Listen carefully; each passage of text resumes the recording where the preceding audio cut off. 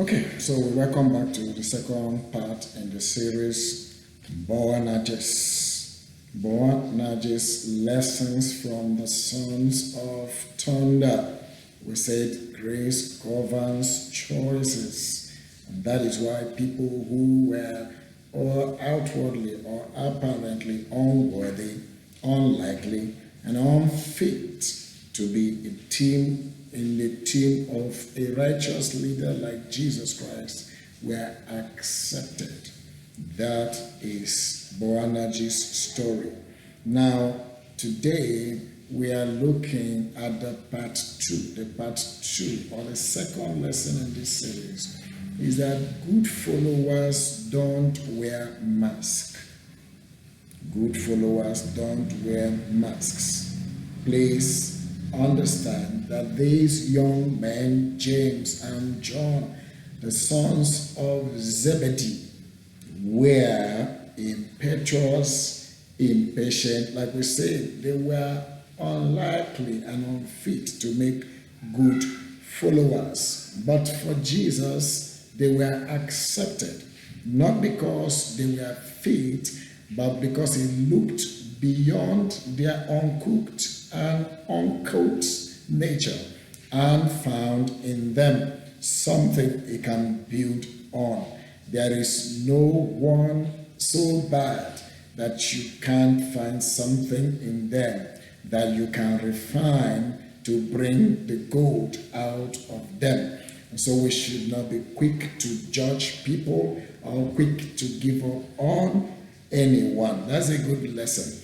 But the key thing that I believe impressed the heart of Jesus concerning these sons of thunder was that they were very open and transparent. Were they vulnerable? Yes. Were they weak men? Did they have weaknesses? Like most of us, or every one of us will admit that we do have weaknesses, but they did not wear a mask. This is beautiful. They did not wear a mask. Imperfect as they were, when they came to the master, they did not wear any mask. They did not see the need to hide their weaknesses. Many times, when we get to that wonderful leader, we want to make an impression.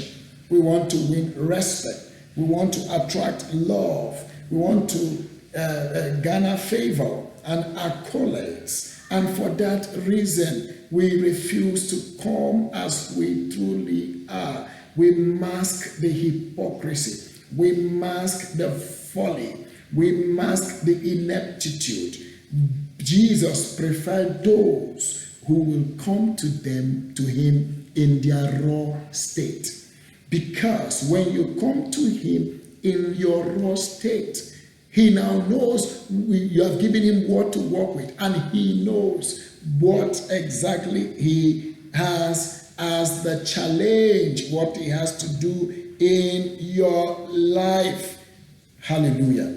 Too many times, even in the context of the church, we see people who mask themselves, who walk in hypocrisy. They are following that leader in hypocrisy. They become psychopaths of all types, and they are actually unfit because they are not open. They are not transparent. Any person who is not open and transparent and sincere in his dealing does not have integrity. So you could say that James and John had integrity. They were people of integrity. They did not mask their vulnerability. They did not mask their weaknesses. They came to the master and they didn't leave for the master to begin to look. The more you look and the less you see in their character.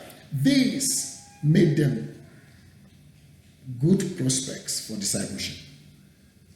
This made them valuable in the process of discipleship. If you are discipling somebody and the person comes asking childlike questions, if you are discipling somebody and the person comes out in weaknesses and tells you, I fall into this temptation, I do this kind of thing, then you find a way to help the person. But if the person tells you, I'm okay, I'm not prayerless, I am this, I am what he thinks is not, at the end of the day, you don't even know how to help him. Good doctors will always ask you questions before they treat you. They won't just come see you, touch your temperature and all that and assume and begin. They ask you questions. They ask you, when did this start? They ask you, does it go with a cough? They ask you, does it happen at nights or during the day? How long has it taken? Is it happening in your lineage? Do you have this problem? Why? Because when they know the complete picture, they will know the right diagnosis. They will know even the right kind of tests to prescribe for you. No good doctor will just come to you and say, you have a headache, and that's just all. The next thing, he just gives you a medicine, except he lives in the same house with you. And so in the act of discipleship, or the practice of discipleship, it's wrong to come with a mask. It's wrong to come to people or to your leader and you are masking yourself and you are hiding who you truly are. If he knows you are foolish, then he can help you become wise. If he knows you're greedy, then he will know what to put you in charge of and what not to put you in charge of. And we know that Jesus had a good understanding of the 12 that were with him, and that was why he was able to deal with them appropriately. And so let's take off the mask. Let us take off the mask. As we go to church, let's take off the mask. Some of us there's one thing I found about people. You want to teach them the Bible. You want them to sit down. You want to teach them the Word of God and all that. They prefer to go to prayer houses. And when they go there, they are deceived. They go there, their spiritual life is never changed. But they come and sit down. Let's tell you, this is what the Word of God, this is what the Word of God says. That's a form of hypocrisy too. Because you pretend you know, you pretend you have it, but you don't have it. Sit down and be taught.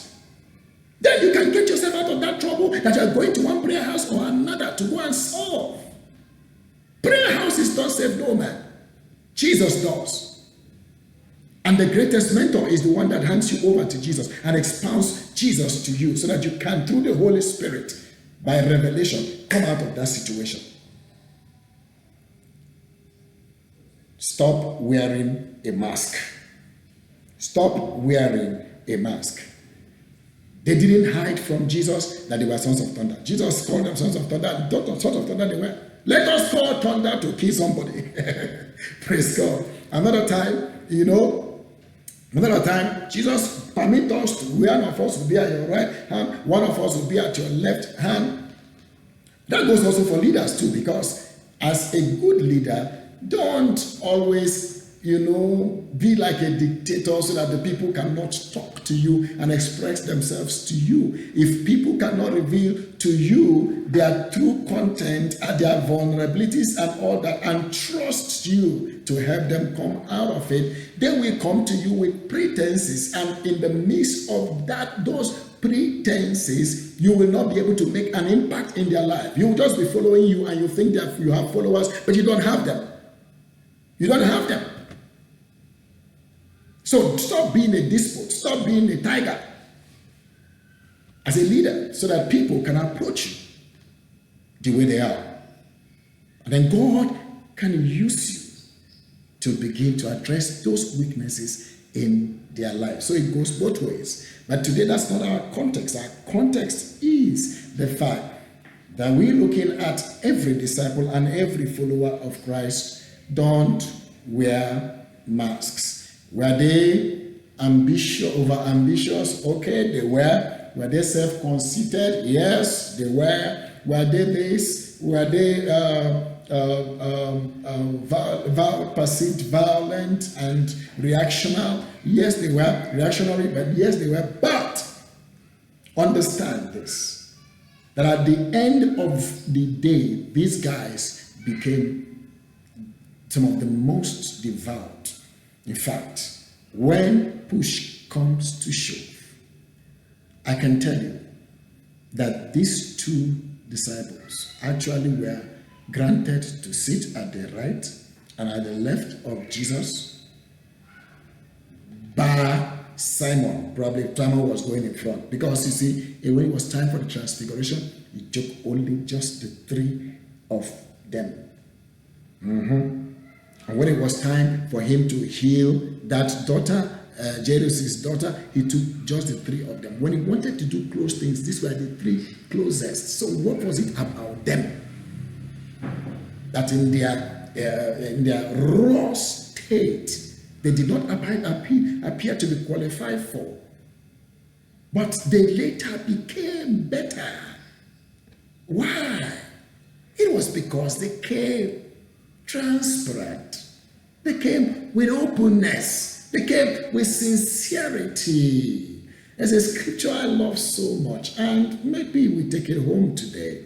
2 Corinthians 3:18, that talks about we also with unveiled faces, when we behold his face as in a glass, as in a mirror, we are changed into that same image from glory to glory. Don't come to church wearing veils. Don't follow the man of God wearing veils. Don't go to your leader wearing veils and trying to make it difficult for him to know how to help you. Whether you like it or not, you need people who can help you know yourself, discover your true self, and bring out the best in you. Such manner of people will only do well if you do not mask your face. When you come to God, even with God, it is when you come with unveiled face that you can behold his image and be changed from glory to glory. How much more a man? When you come to men, when you go in the context of a service, when you go in the context of ministry, when you go whatever you're doing, take off those masks. The glory you will encounter will transform you. If the fruit does not experience the heat of the sun, the fruit will not ripen. And we need to expose ourselves and stop hiding ourselves so that the true us will emerge, because this is not the true us. Think, for instance, how many times when we were kids we had to fall down and some part of our skin got scraped. The scraping of the skin always brings another one. Praise God. That is the truth about life. There is a better you inside of you, which only comes out when you allow yourself, when you take off the mask, when you be true, to deal truly with your leaders, particularly, deal truly with the brethren, deal truly with your family. There are costs and consequences arising from dealing truly and opening yourself. But those costs notwithstanding, the rewards and the gains are of an eternal value. The rewards and the gains leads to maturity. The rewards and the gains leads to proper sense of judgment. The rewards and the gains will lead you to fulfillment in life. Father, help us not only to be open and transparent, but to be courageous to take off every mask that we have on us right now, and to follow diligently, because the process requires openness. Thank you for everyone who has heard, and thank you for people you are helping today, even spouses who need to be open to one another so that they can have healing in their homes. Father, spouses who hide secrets, the midnight secrets, the daytime secrets, the long vacation and outside home trip secrets. Father, help them to deal with this situation, to come with openness. Regardless of the consequences, we know that the reward shall be great. And thank you, Father, because as they do it, you will restore the home. Thank you, Father, as you do it, you will increase them, Lord, in knowledge, in wisdom, and make them fruitful, everyone that has had in ministry and family and in community. Blessed be your name. In Jesus' name we pray. Amen.